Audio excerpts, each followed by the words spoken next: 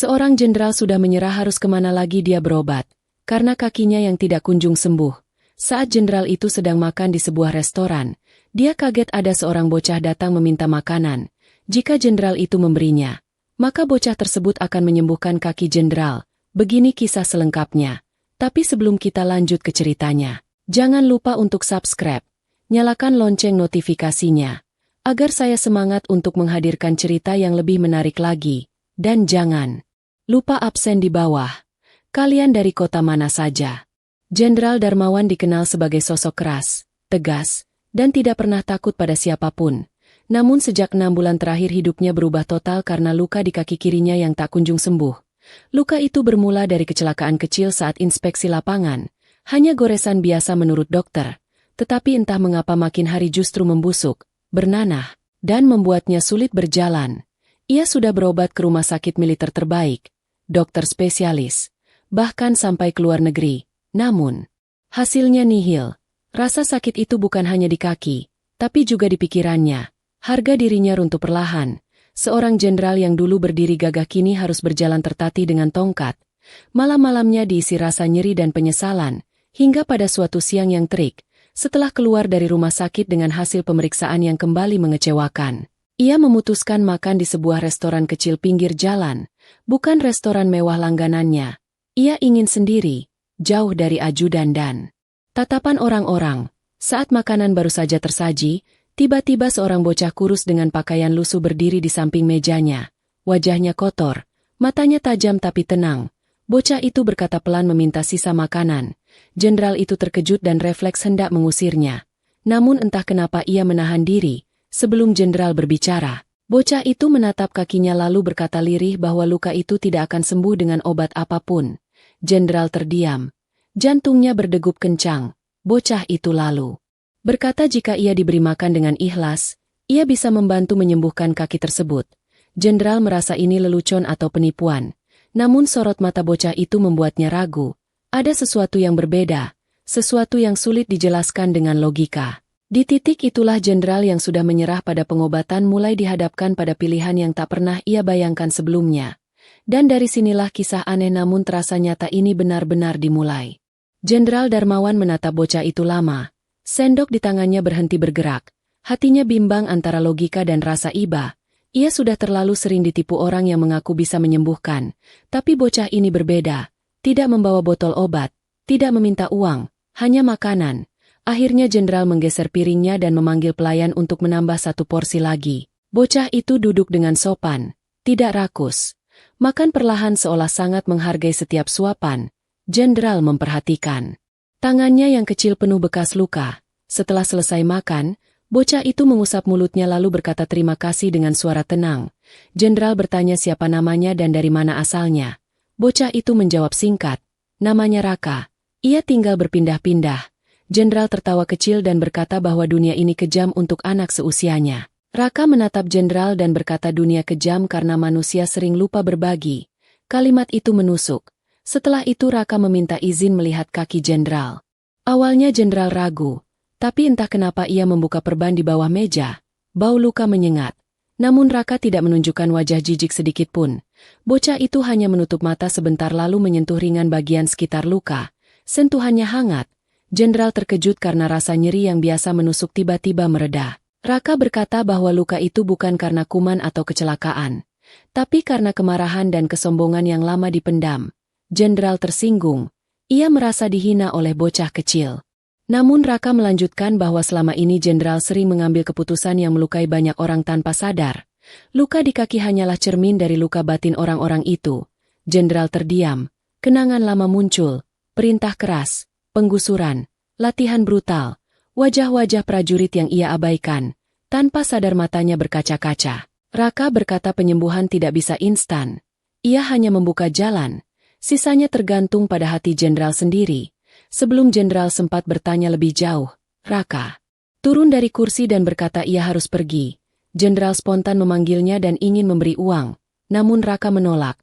Ia hanya berpesan agar jenderal belajar memberi tanpa berharap kembali. Lalu bocah itu berjalan keluar restoran dan menghilang di keramaian. Jenderal terpaku lama. Saat ia mencoba berdiri, ia terkejut karena kakinya terasa lebih ringan. Rasa nyeri belum hilang sepenuhnya, tapi ada perubahan nyata. Untuk pertama kalinya setelah berbulan-bulan, Jenderal merasakan harapan, dan sejak hari itu, hidupnya mulai bergerak ke arah yang tidak pernah ia rencanakan. Malam itu Jenderal Darmawan sulit tidur. Kata-kata bocah bernama Raka terus terngiang di kepalanya. Ia membuka perban dan terkejut melihat luka yang biasanya merah gelap kini tampak lebih kering. Rasa nyeri yang biasa membuatnya meringis berkurang drastis. Keesokan paginya ia memanggil dokter pribadinya. Dokter itu heran karena tanda infeksi menurun tanpa obat baru. Jenderal hanya diam. Ia sendiri tak bisa menjelaskan apa yang terjadi. Di kantor, ia mulai memperhatikan bawahannya dengan cara berbeda. Suara kerasnya berkurang, perintahnya lebih manusiawi. Beberapa prajurit saling pandang karena heran melihat perubahan sikap atasannya. Siang hari rasa sakit di kakinya tidak kembali sekuat biasanya. Bahkan ia bisa berjalan tanpa tongkat beberapa langkah. Namun anehnya setiap kali emosinya naik, kakinya kembali berdenyut, seolah benar apa kata Raka. Sore itu Jenderal memutuskan keluar sendiri tanpa pengawalan. Ia kembali ke restoran kecil itu berharap bertemu Raka, tapi bocah itu tidak ada. Ia menunggu lama. Bahkan membeli beberapa porsi makanan dan membagikannya ke pengemis di sekitar. Sesuatu yang tak pernah ia lakukan sebelumnya. Malamnya luka kembali terlihat lebih baik. Jenderal mulai percaya ini bukan kebetulan. Hari-hari berikutnya ia sengaja menyamar, memakai pakaian sederhana, mengunjungi daerah pinggiran yang dulu pernah ia gusur. Ia melihat sendiri rumah-rumah sempit, anak-anak kurus, dan wajah-wajah yang pernah ia abaikan dalam laporan. Setiap kali ia membantu, tanpa diketahui identitasnya, kakinya terasa semakin kuat. Namun di saat yang sama rasa bersalah semakin besar. Suatu malam hujan deras turun. Saat melewati gang sempit, ia melihat seorang bocah tidur kedinginan di emperan toko. Jenderal mendekat dan jantungnya berdebar. Bocah itu mirip Raka, tapi saat disentuh ternyata anak lain. Jenderal menyelimuti bocah itu dan duduk lama di situ. Di tengah hujan dan bau aspal basah, ia menangis pelan. Menangisi hidupnya yang selama ini penuh kuasa tapi miskin empati. Saat ia berdiri, kakinya hampir tidak terasa sakit sama sekali. Namun Jenderal sadar, selama ia belum bertemu Raka lagi, penyembuhan ini belum benar-benar selesai, dan ia merasa bocah itu akan muncul kembali di waktu yang tak terduga. Beberapa minggu berlalu, kondisi kaki Jenderal Darmawan membaik hampir setengahnya. Namun ia merasa ada kekosongan yang belum terjawab. Ia mulai sering memikirkan Raka bukan sebagai bocah biasa, tapi sebagai pengingat hidup yang datang tiba-tiba. Suatu pagi ia dipanggil ke markas pusat untuk rapat penting. Agenda tentang penertiban wilayah padat penduduk kembali muncul. Rencana lama yang dulu selalu ia setujui tanpa ragu. Saat itu kakinya tiba-tiba kembali berdenyut tajam, keringat dingin mengalir. Ia meminta izin keluar ruangan. Di lorong sepi ia bersandar dan menarik napas panjang. Ia sadar setiap keputusan yang tak adil selalu memicu rasa sakit itu. Sore harinya ia nekat mengubah rekomendasi, meminta pendekatan dialog dan relokasi manusiawi. Keputusan itu membuat beberapa perwira senior marah dan mempertanyakan kewibawaannya. Malamnya kakinya terasa jauh lebih ringan. Luka hampir menutup. Jenderal tersenyum pahit karena baru kali ini ia merasakan damai setelah mengambil keputusan yang benar meski berisiko. Keesokan harinya ia kembali menyusuri jalanan sendirian. Tanpa seragam, tanpa pangkat, ia menyapa pedagang kecil, tukang becak, dan anak-anak jalanan, berharap menemukan Raka. Hingga saat senja tiba, di dekat jembatan tua, ia melihat sosok bocah duduk menatap sungai, pakaian lusuh yang sama, tubuh kurus, jantungnya berdegup kencang. Ia mendekat perlahan dan memanggil namanya. Bocah itu menoleh dan tersenyum seolah sudah menunggu. Raka, berkata kaki Jenderal. Sudah jauh lebih baik karena ia mulai jujur pada dirinya sendiri. Jenderal bertanya siapa sebenarnya Raka. Namun bocah itu hanya tertawa kecil dan berkata bahwa ia hanyalah bagian dari orang-orang yang pernah disakiti Jenderal. Raka meminta Jenderal duduk dan menyentuh air sungai. Air itu dingin dan keruh. Raka berkata luka tidak akan benar-benar sembuh jika kesalahan hanya disesali tanpa diperbaiki. Jenderal mengangguk, hatinya berat. Raka lalu berdiri dan berkata masih ada satu ujian terakhir. Sebelum kaki itu pulih sepenuhnya, ujian yang tidak akan melukai fisik tapi akan menguji keberanian Jenderal sebagai manusia. Setelah itu Raka melangkah pergi menyusuri jembatan, dan saat Jenderal berdiri untuk mengikutinya, bocah itu sudah menghilang, hanya suara air sungai yang tersisa, meninggalkan jenderal dengan rasa cemas sekaligus tekad yang semakin kuat. Sejak pertemuan di jembatan itu, Jenderal Darmawan merasa hidupnya seperti berjalan menuju arah yang sudah digariskan. Rasa sakit di kakinya hampir hilang, namun bayangan tentang ujian terakhir terus menghantui pikirannya. Ia mulai menunggu tanda, dan tanda itu datang lebih cepat dari yang ia kira. Suatu pagi ia menerima laporan tentang seorang mantan prajurit bernama Seno yang menolak keluar dari rumah dinas lama. Seno adalah anak buahnya dulu yang diberhentikan tidak hormat karena kesalahan kecil saat operasi. Laporan menyebutkan Seno dianggap mengganggu ketertiban. Perintah pengusiran tinggal menunggu tanda tangan jenderal. Saat membaca nama itu, kaki jenderal kembali terasa berat. Ingatan lama muncul. Wajah Seno yang dulu memohon kesempatan kedua, yang saat itu ia tolak demi disiplin. Jenderal menutup map laporan dan memutuskan menemui Seno sendiri. Tanpa pengawalan, di rumah tua yang hampir roboh itu, ia menemukan Seno pincang dengan satu kaki palsu, hidup bersama istri dan anak kecil. Suasana hening dan penuh rasa takut. Seno mengenali jenderal dan langsung berdiri tertatih memberi hormat. Jenderal menahan, lalu duduk di lantai. Ia meminta maaf atas keputusan masa lalu yang menghancurkan hidup Seno. Kalimat itu berat keluar dari mulutnya. Namun setelah terucap, dadanya terasa lapang. Seno menangis, bukan marah, tapi lega. Jenderal lalu mencabut perintah pengusiran dan berjanji membantu mengurus pekerjaan layak untuk Seno. Saat jenderal berdiri, kakinya terasa sangat ringan, nyaris seperti sebelum luka itu ada. Malamnya saat ia membuka perban, luka hampir menghilang. Hanya bekas tipis tersisa, namun jenderal teringat pesan Raka, ujian belum selesai, karena masih ada satu hal yang belum ia lakukan, bukan soal pangkat atau keputusan, tapi soal melepaskan sesuatu yang paling ia banggakan selama ini. Hari-hari berikutnya Jenderal Darmawan mulai gelisah. Ia merasa semakin dekat dengan kesembuhan penuh namun juga semakin dekat dengan kehilangan besar. Ia menyadari satu hal yang selalu ia banggakan selama ini adalah pangkat dan kekuasaan. Sesuatu yang membuatnya ditakuti sekaligus dihormati. Suatu malam ia bermimpi bertemu Raka di ruang upacara militer. Bocah itu berdiri di tengah barisan jenderal dan berkata bahwa luka terakhir hanya bisa sembuh jika Darmawan berani turun dari tempat tertinggi tanpa dipaksa. Keesokan paginya jenderal menerima surat resmi tentang promosi jabatan strategis yang lebih tinggi. Posisi yang selama ini ia kejar dan impikan. Semua orang mengucapkan selamat. Namun anehnya saat membaca surat itu, kaki kirinya kembali terasa panas dan berdenyut. Luka yang hampir sembuh tanpa kemerahan. Jenderal tersadar inilah ujiannya. Ia harus memilih antara ambisi lama atau jalan baru yang mulai ia pahami. Malam itu ia duduk sendirian di ruang kerja, memandang seragam kebesarannya, medali, dan foto-foto masa kejayaan. Tangannya gemetar saat menulis surat penolakan promosi sekaligus pengajuan pensiun dini, keputusan yang akan mengakhiri karir gemilangnya. Saat surat itu selesai ditandatangani, ia merasakan kehangatan menjalar dari kaki ke seluruh tubuh, rasa sakit lenyap sepenuhnya. Pagi harinya ia mengantarkan surat itu sendiri ke markas. Banyak perwira terkejut dan mencoba membujuknya. Namun Darmawan hanya tersenyum tenang saat berjalan keluar gedung tanpa tongkat. Ia sadar kakinya telah pulih, benar-benar pulih. Sore itu ia kembali ke jembatan tua tempat terakhir bertemu Raka. Ia duduk menunggu hingga matahari tenggelam.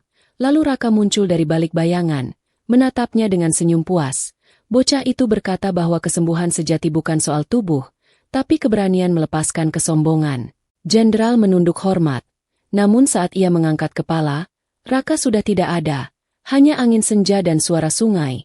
Sejak hari itu Jenderal Darmawan hidup sebagai orang biasa, membantu tanpa nama dan pangkat.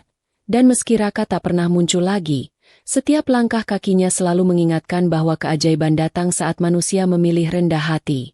Meski kakinya telah sembuh total dan ia resmi pensiun, hidup Jenderal Darmawan justru terasa baru dimulai.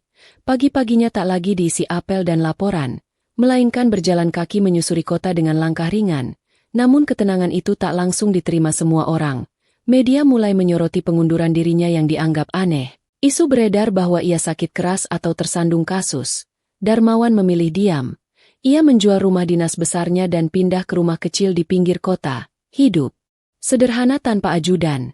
Suatu hari ia mendapat kabar bahwa kebijakan dialog yang dulu ia usulkan kini mulai dijalankan. Konflik berkurang, dan beberapa wilayah yang hampir rusuh justru damai. Kabar itu membuatnya tersenyum.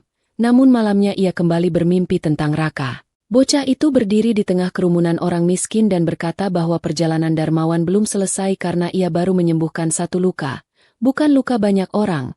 Keesokan harinya Darmawan terbangun dengan dada berat. Ia sadar pensiun bukan akhir tanggung jawab. Ia lalu menggunakan sisa tabungannya untuk membuka dapur umum kecil. Awalnya hanya belasan orang datang, namun kabar cepat menyebar.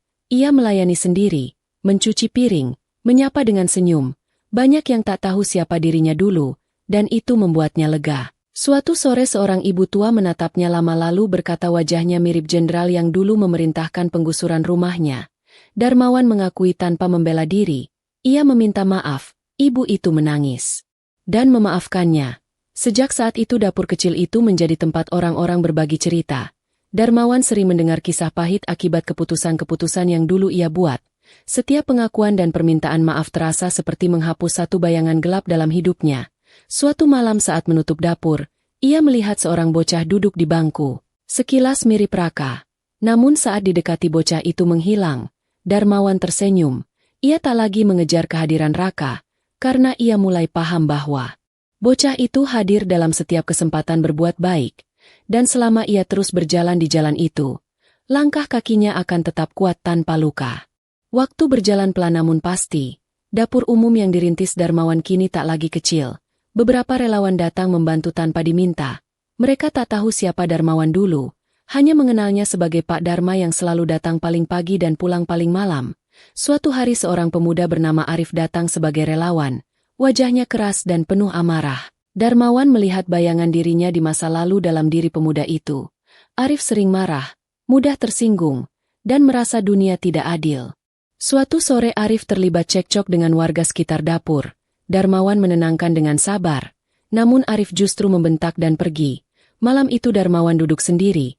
Dan untuk pertama kalinya setelah lama, kakinya terasa sedikit nyeri. Bukan sakit seperti dulu, tapi cukup untuk mengingatkannya pada sesuatu. Ia teringat kata Raka bahwa luka bisa berpindah jika dibiarkan tumbuh di orang lain. Keesokan harinya Darmawan mencari Arif ke daerah kumuh. Ia menemukan pemuda itu di rumah sempit, hidup dengan ibu sakit-sakitan. Arif mengaku dulu ayahnya tewas saat operasi penertiban bertahun-tahun lalu, dan nama komandan operasi itu adalah Darmawan. Dunia terasa berputar. Darmawan duduk lemas. Namun ia menguatkan diri dan mengaku jujur. Arif marah besar, hampir memukulnya. Darmawan tidak menghindar. Ia hanya berkata jika kemarahan itu ingin dilampiaskan, ia siap menerimanya. Tangisan ibu Arif menghentikan semuanya. Darmawan berlutut dan meminta maaf, bukan sebagai mantan jenderal, tapi sebagai manusia. Keheningan panjang terjadi. Arif akhirnya menangis dan jatuh terduduk. Kemarahan yang lama ia simpan runtuh seketika. Sejak hari itu Arif kembali ke dapur, lebih tenang, lebih peduli. Dan anehnya sejak kejadian itu Darmawan tak pernah lagi merasakan nyeri di kakinya.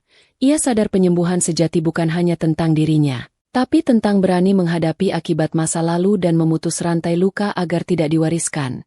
Dan di setiap senyum orang yang mulai berdamai dengan hidupnya, Darmawan merasa Raka selalu hadir, meski tak pernah terlihat. Musim berganti tanpa disadari. Rambut Darmawan mulai memutih, namun langkahnya tetap tegap. Dapur umum kini berkembang menjadi rumah singgah kecil, tempat orang-orang singgah, bercerita, dan bangkit perlahan. Suatu pagi seorang pria berseragam militer datang diam-diam. Wajahnya tegang dan penuh hormat. Ia memperkenalkan diri sebagai Kolonel Bima, murid Darmawan dulu. Bima berkata banyak kebijakan Darmawan saat masih aktif kini mulai dipelajari ulang karena terbukti membawa dampak jangka panjang.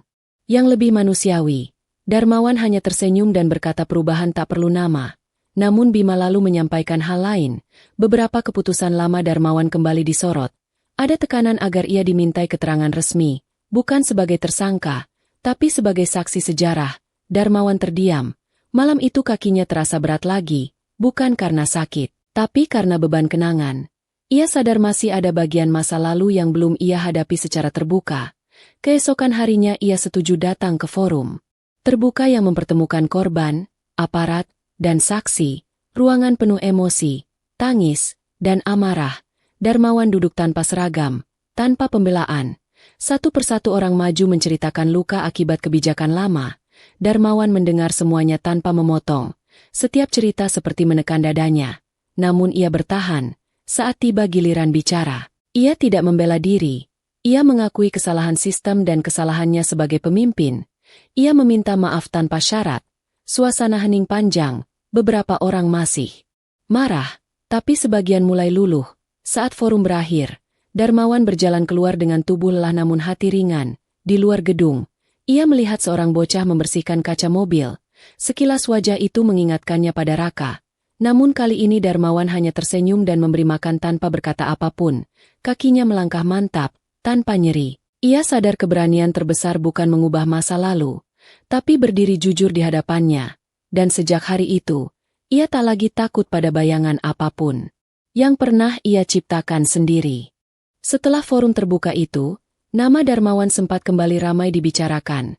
Namun kali ini bukan dengan nada takut, melainkan campuran antara kagum dan heran. Banyak yang tak menyangka seorang mantan jenderal mau duduk sejajar dengan rakyat kecil dan mengakui kesalahan tanpa dalih. Darmawan sendiri memilih menjauh dari sorotan. Ia kembali ke rutinitas sederhana di rumah singgah. Suatu sore datang seorang wartawan muda meminta wawancara eksklusif. Darmawan menolak halus dan berkata kisah ini bukan tentang dirinya, melainkan tentang orang-orang yang belajar memaafkan dan dimaafkan. Malam itu hujan turun deras. Darmawan bermimpi lagi tentang Raka. Kali ini bocah itu tidak bicara apapun, hanya berdiri di kejauhan sambil tersenyum dan perlahan menghilang bersama cahaya pagi. Saat terbangun, Darmawan merasa mimpi itu adalah perpisahan, namun juga penegasan bahwa jalannya sudah benar. Beberapa hari kemudian rumah singgah kedatangan seorang anak kecil dengan luka di kaki yang parah. Akibat infeksi, keluarganya miskin dan sudah putus asa. Darmawan teringat dirinya di masa lalu. Ia mengurus anak itu, membawanya ke rumah sakit, menemani tanpa menyebut siapa dirinya. Dokter heran melihat Darmawan begitu sabar. Malam saat anak itu tertidur, Darmawan duduk di samping ranjang dan tanpa sadar menyentuh kaki anak itu dengan lembut. Bukan untuk menyembuhkan, hanya untuk menenangkan. Keesokan paginya kondisi anak itu membaik drastis. Keluarga menangis bersyukur dan menyebut Darmawan sebagai penolong. Darmawan hanya tersenyum dan berkata kebaikan tidak berpindah lewat tangan, tapi lewat niat. Sejak saat itu semakin banyak orang datang bukan mencari bantuan materi, tapi mencari nasihat dan ketenangan. Darmawan sering berkata ia pun masih belajar, namun di setiap nasihatnya terselip pengalaman nyata. Suatu senja ia duduk di teras rumah singgah, menatap jalanan. Langkah kakinya terasa kuat dan mantap. Tidak ada lagi bayangan luka, tidak ada lagi rasa bersalah yang menjerat. Hanya kesadaran bahwa hidup memberinya kesempatan kedua. Dan ia bertekad menggunakan sisa waktunya untuk memastikan kesempatan itu juga dirasakan oleh sebanyak mungkin orang. Usia Darmawan semakin bertambah, tubuhnya tak sekuat dulu, namun semangatnya justru semakin tenang dan jernih. Rumah singgah kini dikelola banyak orang. Darmawan lebih sering duduk menyambut tamu dan mendengarkan. Suatu pagi seorang pejabat tinggi datang menawarkan penghargaan negara atas jasanya berdamai dengan rakyat dan membuka jalan rekonsiliasi. Darmawan menolak halus. Ia berkata penghargaan sejati adalah ketika orang-orang yang dulu takut kini berani tersenyum. Malam itu kesehatannya menurun. Ia terbaring lemah. Namun kakinya yang dulu menjadi sumber penderitaan justru terasa hangat dan nyaman. Dalam setengah sadar ia melihat Raka duduk di tepi ranjang. Wajah bocah itu kini tampak lebih dewasa. Raka berkata perjalanan Darmawan hampir selesai dan luka itu sudah benar-benar hilang karena telah berubah menjadi pelajaran bagi banyak orang. Darmawan bertanya apakah semua ini nyata atau hanya mimpi. Raka tersenyum dan berkata kisah nyata selalu terasa seperti mimpi bagi orang yang baru belajar jujur pada dirinya sendiri. Keesokan paginya Darmawan bangun dengan tubuh lemah namun hati sangat damai. Ia memanggil Arif dan beberapa relawan terdekat. Ia berpesan agar rumah singgah tetap berjalan tanpa namanya, tanpa patung, tanpa cerita kepahlawanan. Cukup jadi tempat orang pulang saat tak punya arah. Sore itu ia meminta didorong keluar dengan kursi roda ke halaman. Ia menatap langit lama. Angin sepau-sepau menyentuh wajahnya. Darmawan tersenyum kecil dan berkata bahwa akhirnya ia bisa berjalan tanpa luka meski tak lagi melangkah jauh. Malamnya ia tertidur dengan napas pelan. Dan untuk pertama kalinya sejak lama, tidak ada rasa sakit, tidak ada penyesalan, hanya ketenangan yang utuh. Meninggalkan satu bagian terakhir dari kisahnya yang akan dikenang bukan sebagai jenderal, tapi sebagai manusia. Pagi itu rumah singgah terasa lebih sunyi dari biasanya. Darmawan tidak terbangun seperti hari-hari sebelumnya. Napasnya telah berhenti dengan wajah tenang dan senyum tipis yang masih tersisa. Kabar kepergiannya menyebar pelan tanpa pengumuman besar. Tidak ada upacara militer, tidak ada tembakan penghormatan. Hanya doa sederhana dan air mata tulus dari orang-orang yang pernah ia bantu. Pemakaman dilakukan di pemakaman umum, diiringi langkah kaki warga kecil, mantan prajurit, ibu-ibu, dan anak. Anak yang pernah makan di dapur singgah. Banyak dari mereka baru tahu setelahnya bahwa Pak Dharma yang mereka kenal adalah seorang mantan jenderal. Namun tidak ada yang terkejut, karena bagi mereka Darmawan sudah lama dikenal sebagai orang baik. Beberapa hari setelah pemakaman, Arif menemukan catatan kecil di laci meja Darmawan. Isinya singkat. Ia menulis bahwa luka di kaki itu tidak pernah benar-benar tentang tubuh, melainkan tentang hati yang keras, dan kesembuhan datang saat manusia berani memberi tanpa syarat, memaafkan tanpa menunggu diminta, serta melepaskan kuasa tanpa merasa kalah. Rumah singgah terus berjalan seperti pesan terakhirnya, tanpa nama Darmawan terpampang di dinding. Namun di sudut teras, sering terlihat anak kecil duduk membantu membagikan makanan dengan senyum tenang. Beberapa relawan mengaku bocah itu mirip satu sama lain, seolah wajahnya berubah-ubah, tapi matanya selalu sama, jernih dan damai. Sebagian menyebutnya kebetulan, sebagian lain memilih diam dan percaya, karena di tempat itu, setiap orang yang datang membawa luka pulang dengan harapan, dan di setiap langkah kecil menuju hidup yang lebih baik, kisah tentang seorang jenderal, seorang bocah, dan kaki yang sembuh perlahan berubah menjadi cerita nyata yang hidup dari mulut ke mulut, tanpa judul, tanpa legenda. Hanya pelajaran bahwa keajaiban sering datang saat manusia memilih menjadi rendah hati. Seorang jenderal sudah menyerah, harus kemana lagi